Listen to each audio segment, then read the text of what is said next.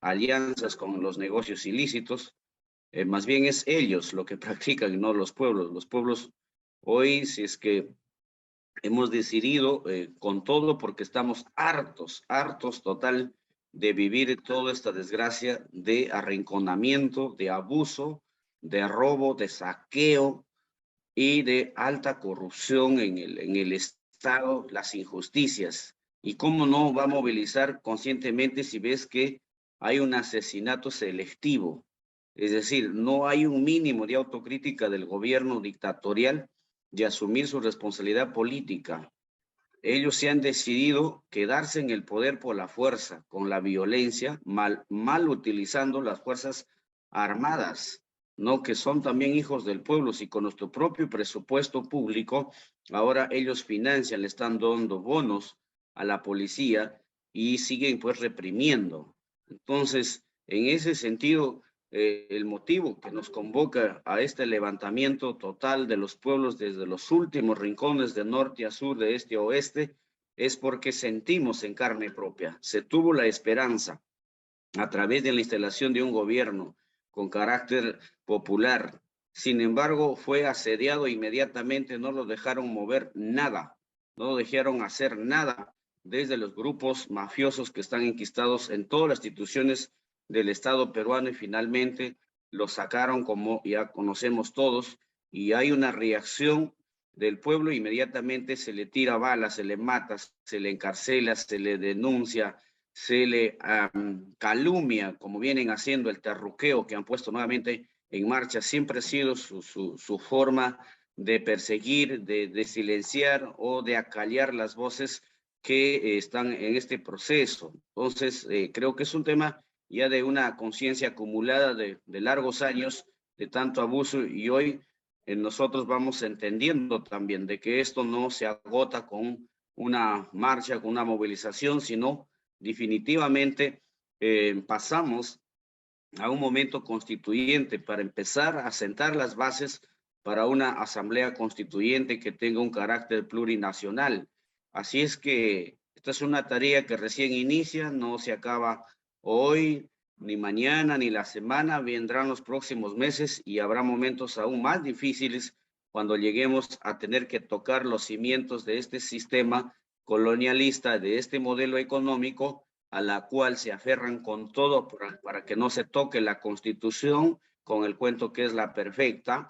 Entonces, cuando hablamos de la Constitución es cuando más reaccionario se pone la dictadura cívico-militar en este momento y todos sus aliados, porque perderían toda la argollería que ellos tienen bajo la Constitución, que se ha hecho que el Estado peruano renuncie a su derecho a tener empresa, por ejemplo, y solo le dé al poder privado. Entonces, creo que estamos en momentos sumamente de ascenso y de unidad, más que todo, dentro de la diversidad, desde luego, pero como tenemos un gobierno de facto que sordo, ciego, que no quiere ver la realidad, o tal vez lo ve, pero su último que todavía pretende resistirse es quedarse por la fuerza. Pero en ese sentido también saludamos los desprendimientos y gestos de sectores que no compartían semanas pasadas nuestra lucha. Ahora la comparten y también asumen la exigencia de que se vaya esta presidenta de facto y el Congreso dictatorial que tenemos, se pueda construir un proceso de un gobierno transitorio. Tal vez no es la salida lo que quisiéramos, pero ese es el camino, porque nosotros, el quedarnos con este gobierno que tenemos ahora, manchado de sangre, porque ya en otros países, o tal vez en otro momento, si hubiese basado en otros personajes en nuestro propio país, hubiese sido causa y motivo para que inmediatamente tomen y abandonen ese cargo, pues, y no meterse más al problema. Pero ahorita creeremos que hay toda una unidad, hay un cerco de presión allí en torno a la presidenta de facto, porque ahora gobierna con el proyecto político perdedor y toda su artimaña que manejaron en el pasado le han puesto ahora nuevamente de la represión, de la criminalización, de la difamación que hacen sistemáticamente, ¿no? Eso ya se vivió en el pasado, hoy nuevamente lo volvemos a ver, pero con ferocidad se actúa y pues solamente la presidenta de facto simplemente es un escudo, para nosotros consideramos así, es una pantalla, detrás de ella está todo el aparato militar y delincuencial que hemos tenido en nuestro país y por eso es que sin reparos algunos, sin remordimiento, llaman desde las curules del Congreso los golpistas, desde el Palacio, desde un micrófono de la prensa concentrada, a que disparen a quemarropa a la gente y los policías obedecen órdenes. Entonces, creo que esa es la realidad que estamos viviendo y así es que tenemos una lucha para mucho tiempo y es bueno que esto se mantenga la unidad a pesar de todas las amenazas, el hostigamiento, el asedio que está pasando, en evitar primero que se llegue a Lima, de detenciones arbitrarias, se llega a Lima, ir a los locales de concentración, allanar, perseguir, eso hace también que todo esta hechos violatorios también genere por un lado la solidaridad de algunas gentes que podrían tener algunas diferencias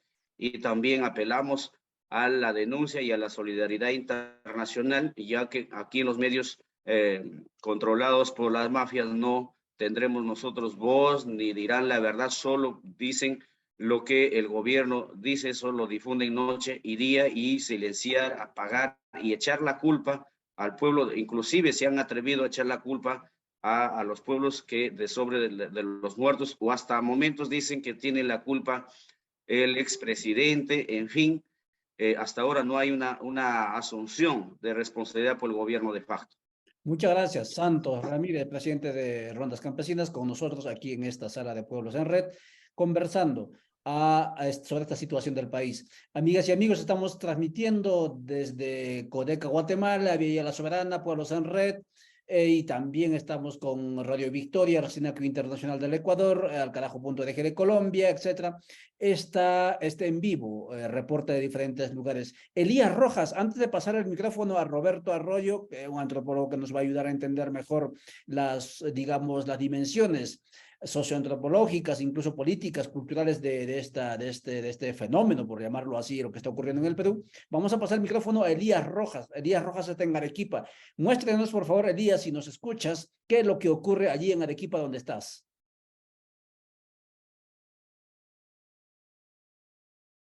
No tenemos retorno, tampoco señal con Elías. Vamos a ir contigo entonces, Roberto. Por favor, si puedes activar tu micrófono y tu cámara, y así la audiencia te puede ver. Gracias por aceptar esta invitación. No, al contrario, gracias a ustedes por la oportunidad de estar aunados en esta jornada tan significativa. Roberto, la audiencia se pregunta ¿quién es Roberto Arroyo? Preséntese, por favor, en cuestión de unos minutitos, un minuto, si no es mucha molestia. No te he escuchado bien la pregunta, un poquito más fuerte, por favor. Si podrías presentarte, ¿quién es Roberto Arroyo? Bueno, como dicen aquí en el Perú, soy huancaíno por algo. Ya soy de Huancayo, ya de nietos comuneros. Mi abuelo fue comunero de San Jerónimo Tunán y mi abuela de Santo Domingo de Sicaya. Pero mi padre es de ascendencia cajamarquina y chalaco. Entonces, una mixtura que necesariamente tenía que dejar derecho para estudiar lo que un amigo insistía mucho, que era la clebonía, que había tomado la delantera. Estudiábamos Derecho, yo llegué hasta el cuarto año de Derecho y me salí para estudiar Antropología. Muchas gracias. De lo cual yo no me reconozco como antropólogo, ni mucho menos, porque creo que la antropología es una de las trampas de la razón y que hay que zafarse de ella porque uno tiene el riesgo de incorporar perspectivas no muy adecuadas para nuestro medio. Muchas gracias. Roberto Arroyo, entonces con nosotros, gracias nuevamente por aceptar participar, conversar con nosotros para un poco darnos también su perspectiva, su reflexión, lo que está ocurriendo. Roberto, lo que nos preguntamos desde el exterior, pero también me imagino en el interior, en los pueblos del país, es ¿cómo se explica desde la perspectiva socioantropológica este ascenso que llama Santos Saavedra de Rondas Campesinas? pero esta simultaneidad y esta resistencia persistente, muy a pesar del escarmiento sanguinario que el Estado le ha impuesto y ahora y en los 500 años, ¿cuál es tu reflexión? Mira, el tema pues es muy complejo, y voy a repetir lo que tuve la oportunidad de decirle a un señor que ocupó el cargo de primer ministro en el régimen de Ollanta, el señor Lerner, Salomón Lerner. Tuvo a bien invitarme para una conversación y la consulta, y utilizo esta anécdota y disculpen que personalice, pero creo que va a ser ilustrativo para no hablar tanto. La pregunta directa de Salomón Lerner era: ¿qué le parece que vamos a resolver o intentar resolver esta vez de manera seria, concreta, la pobreza invirtiendo el 4% del PBI? Y creo que con eso vamos a mejorar todas nuestras relaciones conflictivas que estaban hirviendo en ese tiempo, ¿no? Con lo de Yanacocha y todo lo demás. Entonces mi respuesta fue muy clara. Le dije: mira, usted invierte el 100% del PBI y no va a resolver el problema de la pobreza.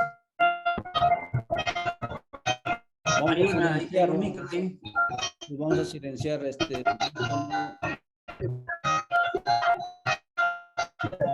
Hay un micro ahí abierto. Ahora sí. Les decía entonces que así invierte el 100% del PBI con la pretensión de resolver la pobreza, no lo podía hacer, porque en el Perú no hay pobres. Entonces ya abrió los ojos, me dijo: ¿cómo que no hay pobres? No, lo que hay son procesos de empobrecimiento, que es otra cosa.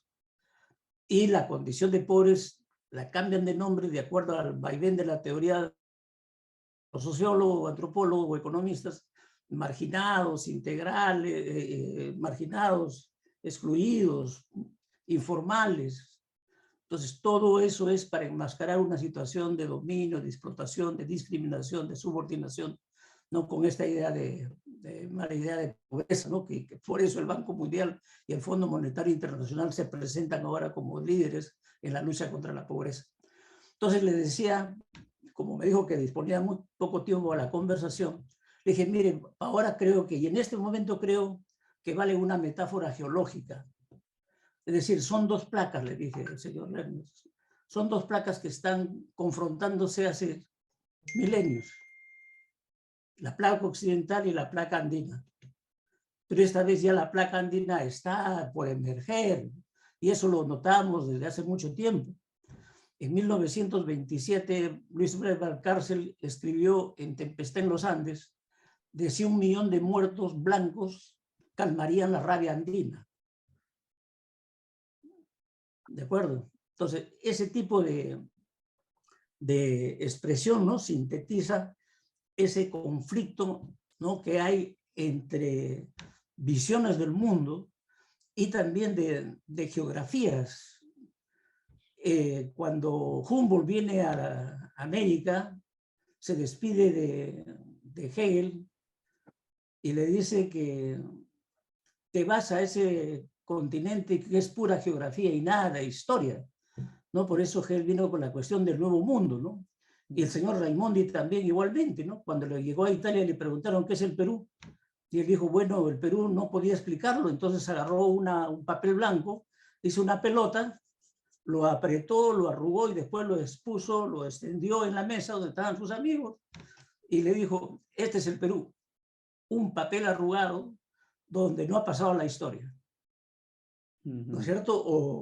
O Santolaya, ¿no?, el que hizo los trabajos en el Callejón de Huanca para la central hidroeléctrica, uno de los sabios que ha sabido leer la geografía peruana.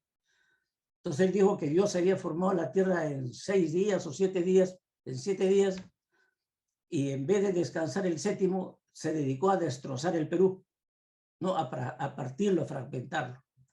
Los que han gestionado ese territorio y lo han construido socialmente son la multiplicidad de sociedades y culturas que domesticaron el territorio.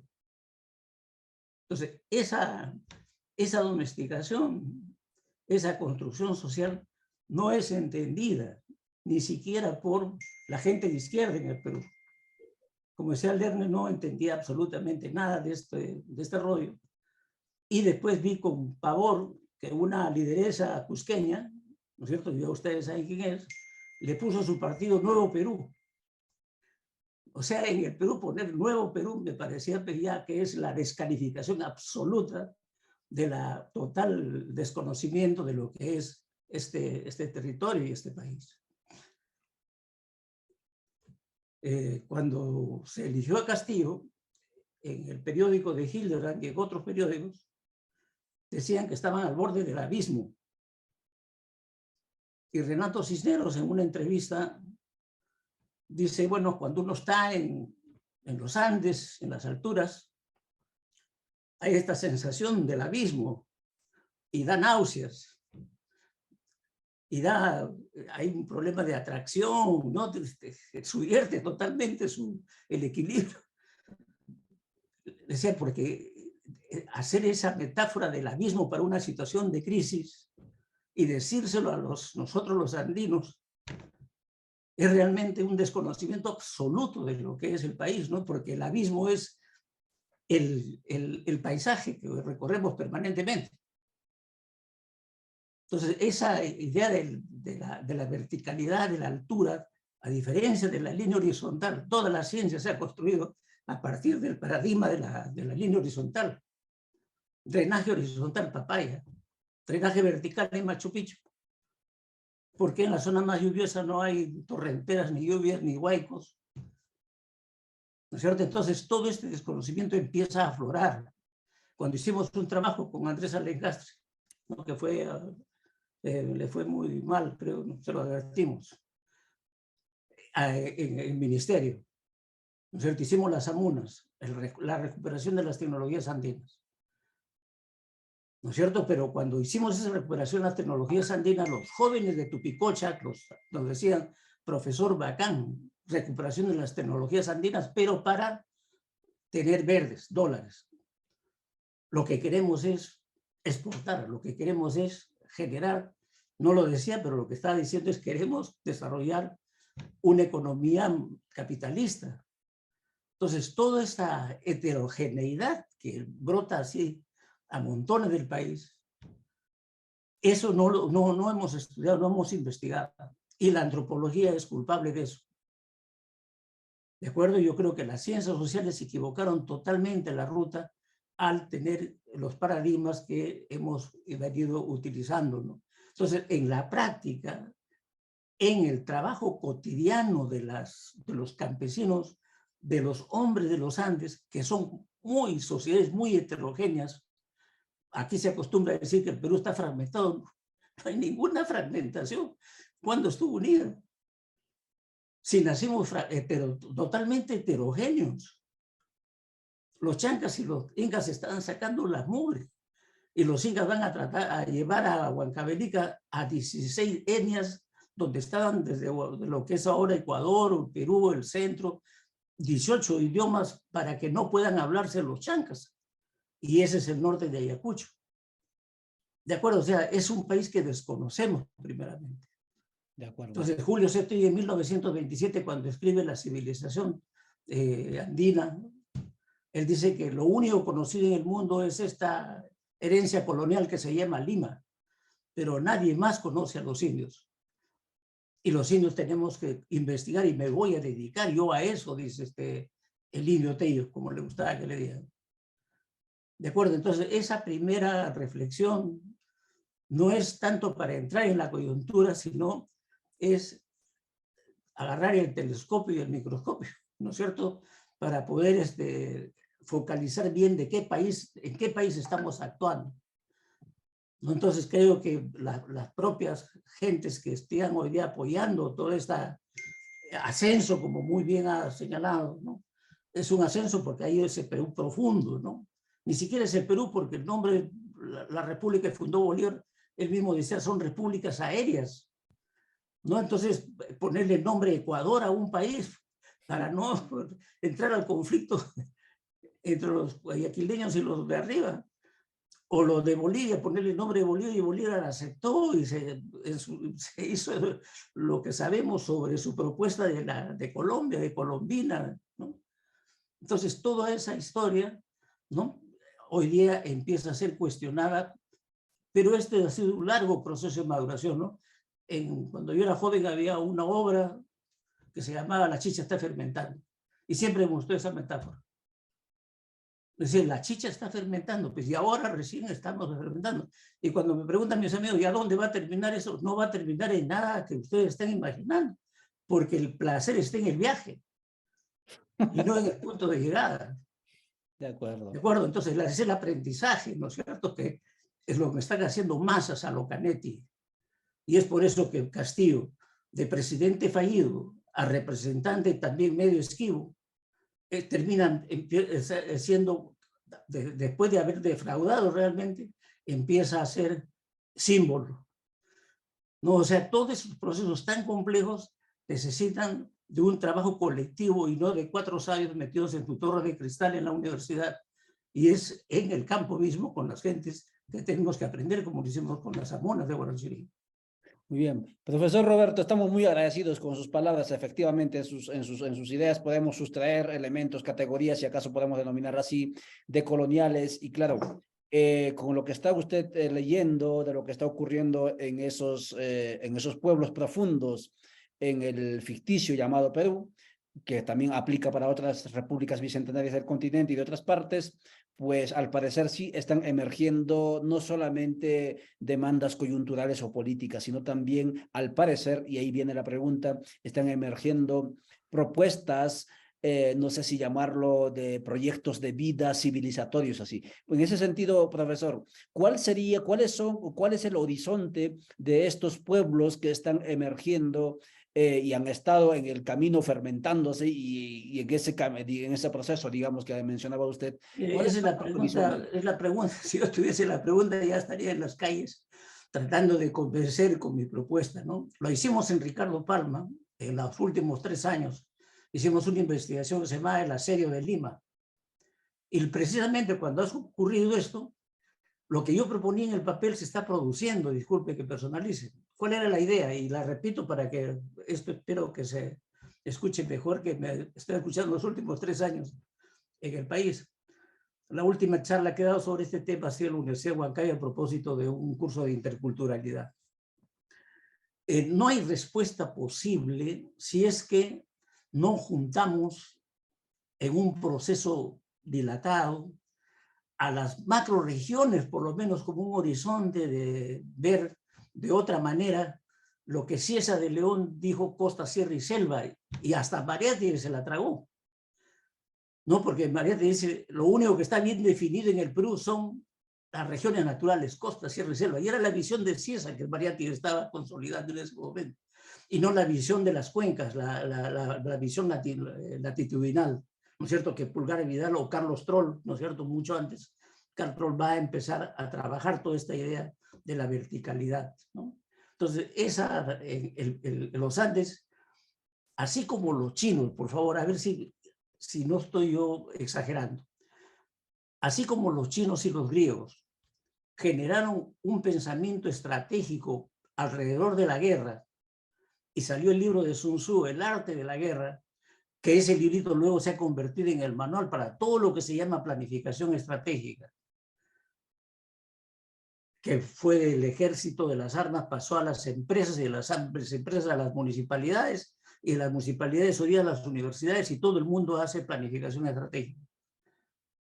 Pero en el Perú, decimos, donde lo que comanda es la incertidumbre, tanto a nivel geológico, ecosistémico, antropológico, la incertidumbre.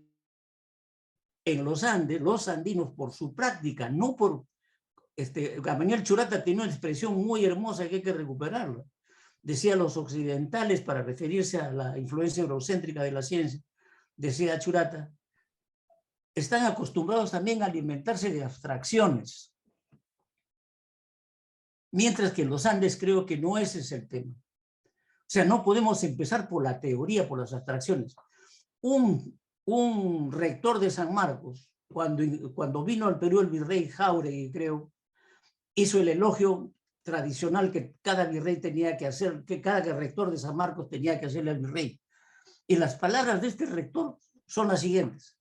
Dice: señor virrey, le hablo a nombre de estas gentes que no pueden elevar su pensamiento 2 centímetros del suelo, por referirse a la población andina. Dice, no pueden elevar su pensamiento. Entonces yo al principio vi que eso era un tremendo insulto. Y ahora me he convencido que era un acierto absoluto. Creo que esa es la mejor definición. O sea, las personas que hemos vivido y gozado de las bondades y las limitaciones de los Andes, no se me ocurriría decir como Higuíñez, ¿no? Hay que aplanar los Andes, ¿no? Como metáfora, ¿no? Pero la idea está ahí, ¿no? Que los Andes es un estorbo, ¿no? Al contrario. Entonces, esta idea de que el andino no puede elevar su pensamiento es toda una crítica a la epistemología, filosofía, ¿no? A aquellos que están dedicados hoy día a elaborar filosofía, porque si no, se sienten inferiores a Europa, ¿no? Hay que elaborar una filosofía andina. Pero cuando decimos que no, que lo que está escrito, la sabiduría de milenios está escrita en piedra, realmente. O sea, está escrito en las montañas, en las chacras, en los canales, en los cerros. Ahí está escrito la gestión de la incertidumbre. Entonces, así como los griegos y los chinos fueron los maestros del pensamiento estratégico, creo que aquí está el tema de la gestión de la incertidumbre. Esto lo desarrollamos en el CDC, el curso, en un seminario, y de ahí salió un manual que se llama Planificación con una perspectiva intercultural. O sea, ¿qué es, no? La gestión de la incertidumbre? Ese es el tema central. Porque, oiga, en el Valle del Mantaro, donde Arguedas se equivocó tremendamente, ¿no es cierto? Decía que, primero, su metáfora hemorrágica de toda la sangre, yo no la comparto para nadie, se lo dije en su cara alguna vez, ¿no? ¿No? ¿Qué tiene que ver la sangre con el modo de ser de las gentes? Nada, absolutamente nada. En el Valle del Mantaro discutíamos que su tesis de Matos y de Arguedas, de que el Valle del Mantaro proliferaba la solidaridad, la armonía, el trabajo en común, eso le dije es totalmente parcial.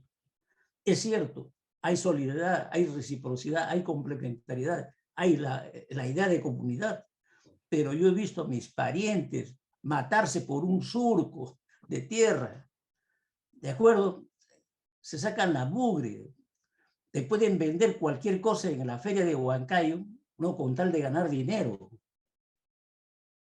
Y la proliferación de comunidades en el Valle del Mantaro se debe al conflicto, no a la cooperación, porque las comunidades hijas se rebelaron contra las comunidades madres, contra Santo Domingo de Sicaya. Muquillauyo, que era el paradigma del soviet peruano que Terreros había imaginado con electricidad más comunismo. Entonces en Muquillauyo se hizo la central que le vendía electricidad a Jauja.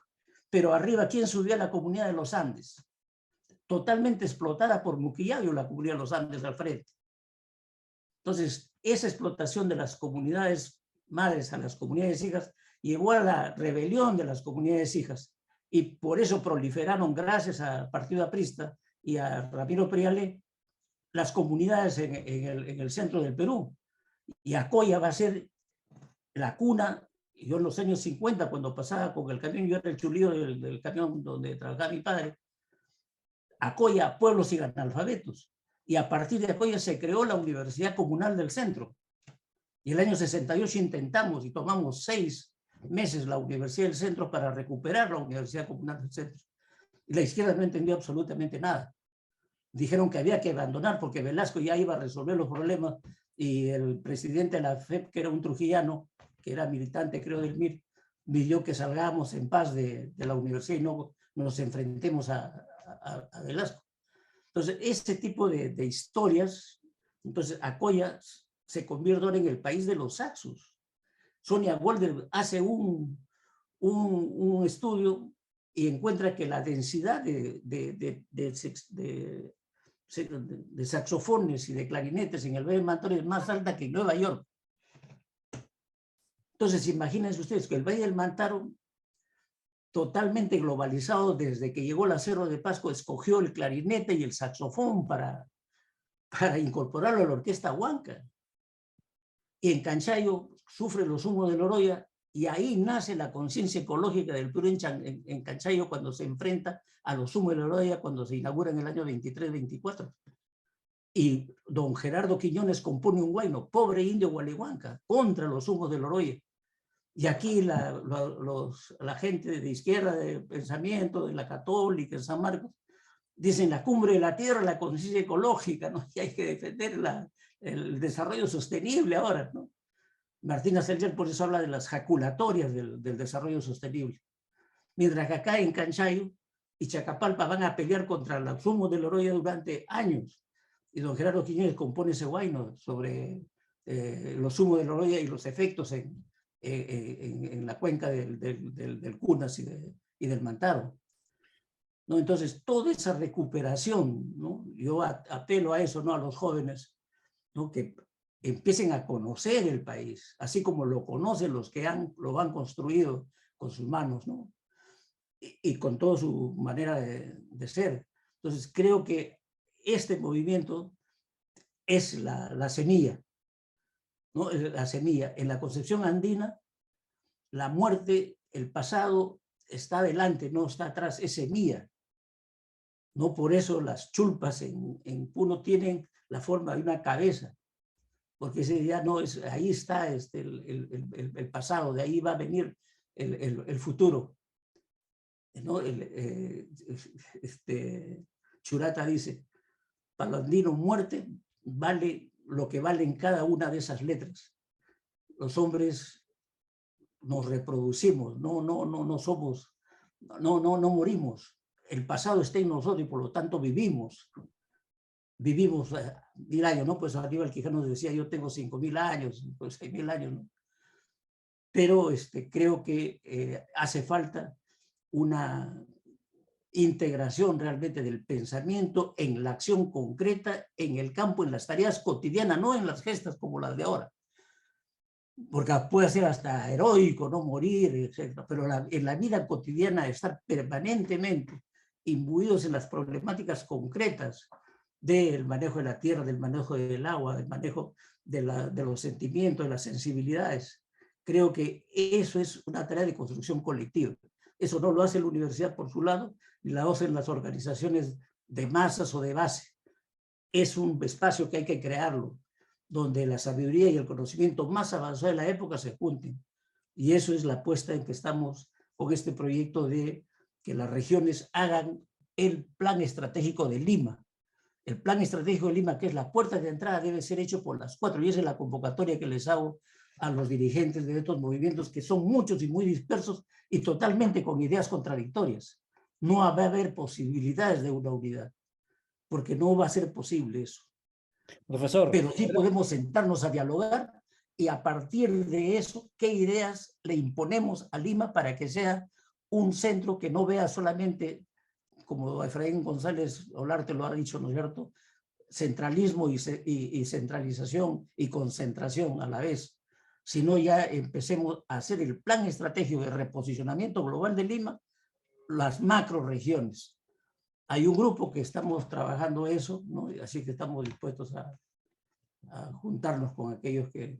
Lo cierto es que la historia de lo que se llama Perú en este momento está siendo escrita por movimientos, por comunidades que han estado tanto lejos de la academia, es decir, de la modernidad, pero también lejos, ¿no?, de, digamos, abstracciones, ¿no?, en círculos un tanto así, no sé si llamarlo privilegiados, ¿no? No vamos a ser hegemónicos, espacios de conocimiento, etcétera. Eso es lo cierto. El gran reto, profesor, es en este momento, no sé si comparte usted, de cómo se engarza las personas que están en los espacios de reflexión, que se denomina academia, etcétera, y haciendo camino junto con estas voluntades que van caminando. Eso creo que es el gran desafío. ¿O cómo lo ve usted esto? Porque uno busca personas como para poder leer esta situación del mare magnum que está moviéndose en el país, en el mundo académico, o guardan silencio o no tienen la actitud que tiene usted, por ejemplo, de decir, No, vamos.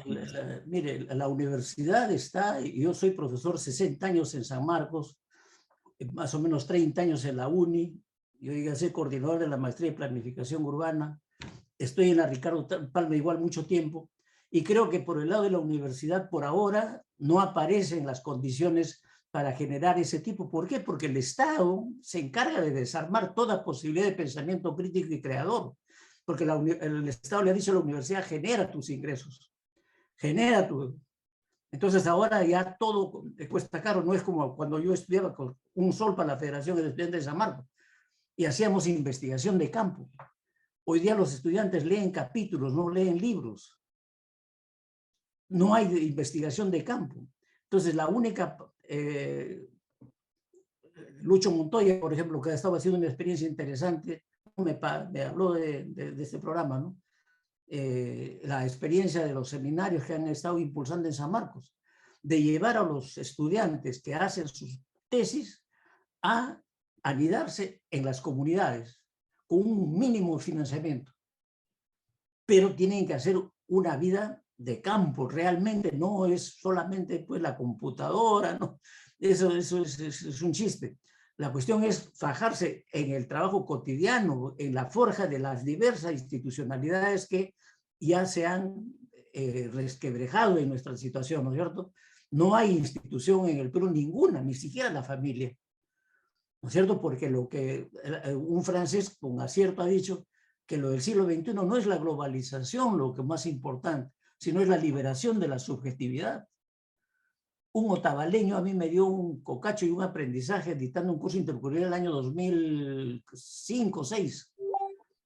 Yo lo saludé porque tenía su trenza de otavalo y dije, oye, bienvenido al Perú, estás, te reconozco, tú eres un... Y no le gustó lo que le dije.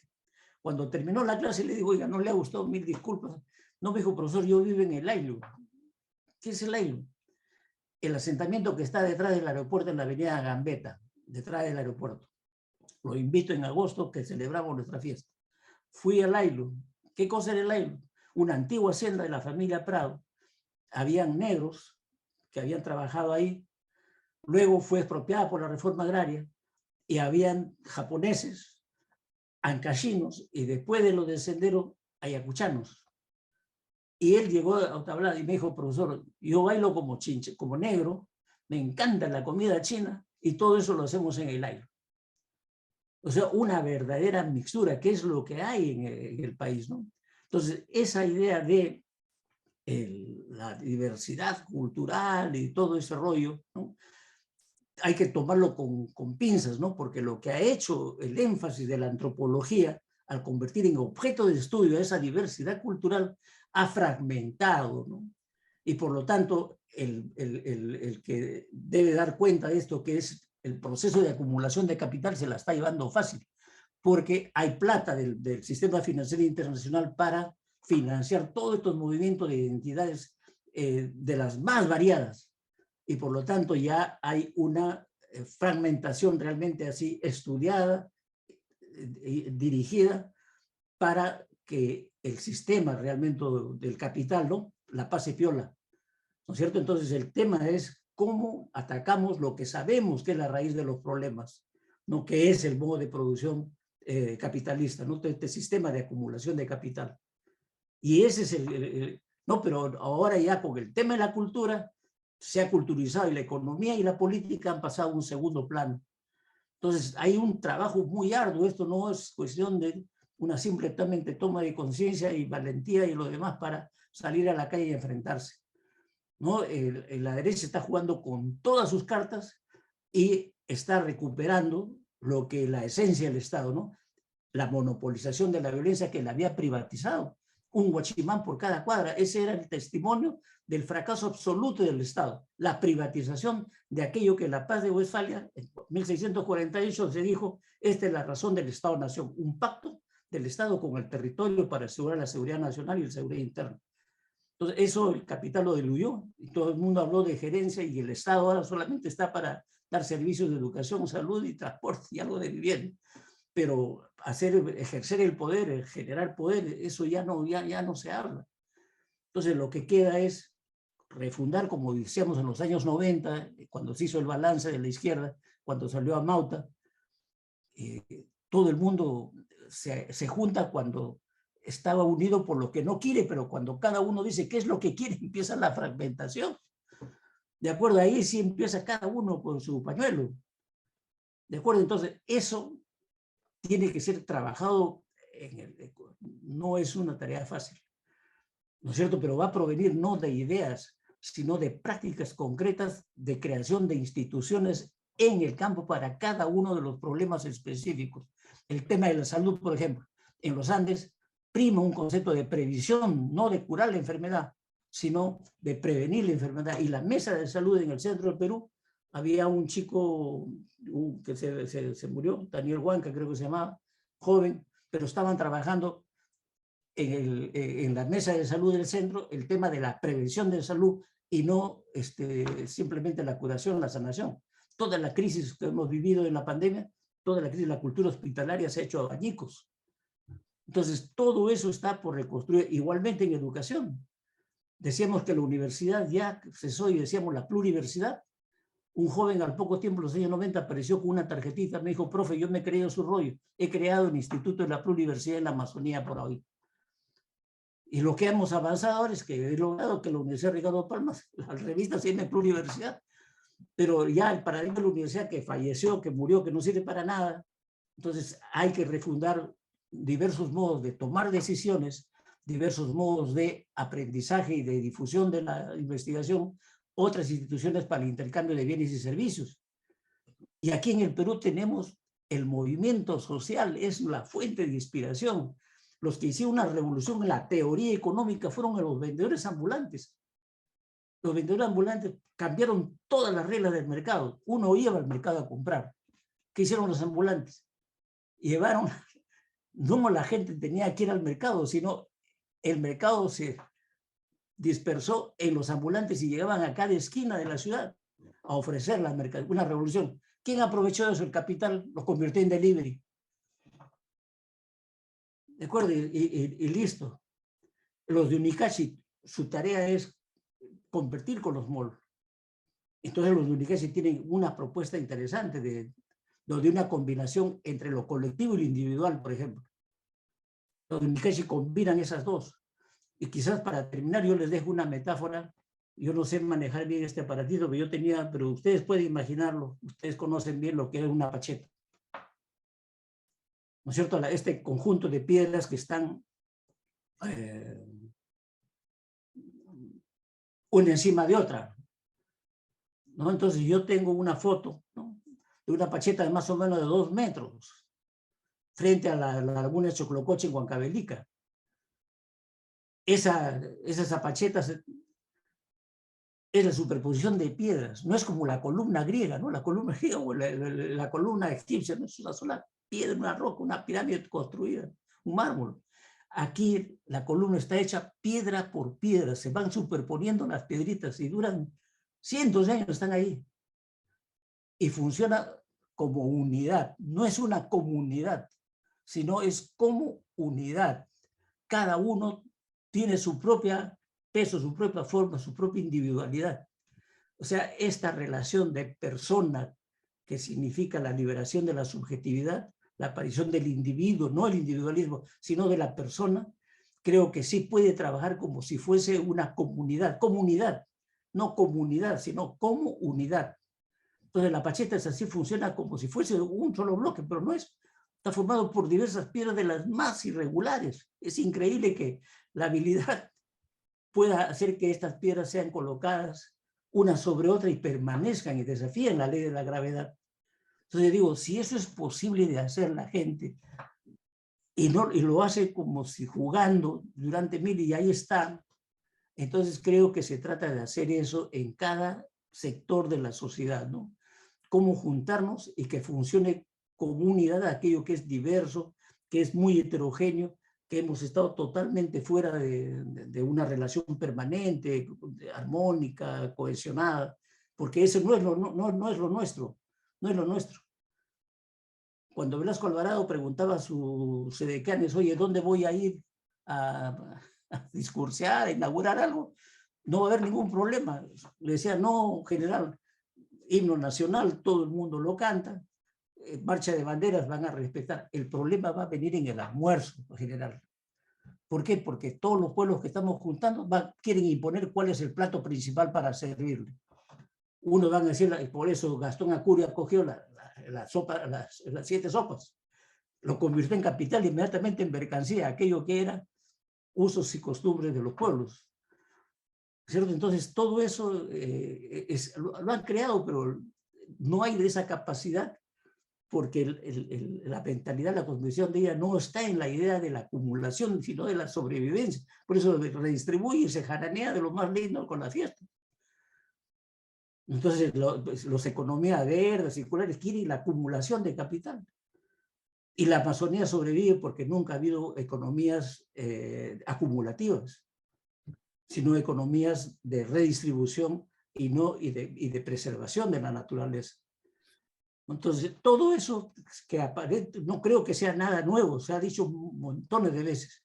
Quizá la vivencia, cuando digo, puede ser lo nuevo, pero nada más, pero todo eso está escrito. El primer libro sobre tecnologías andinas apareció en el 74, hecho por Eudoxio Rabino, por el hijo del sobrino de Eudoxio Rabino. Roger Rabino es el arqueólogo. ¿No? Tecnologías andinas es un libro.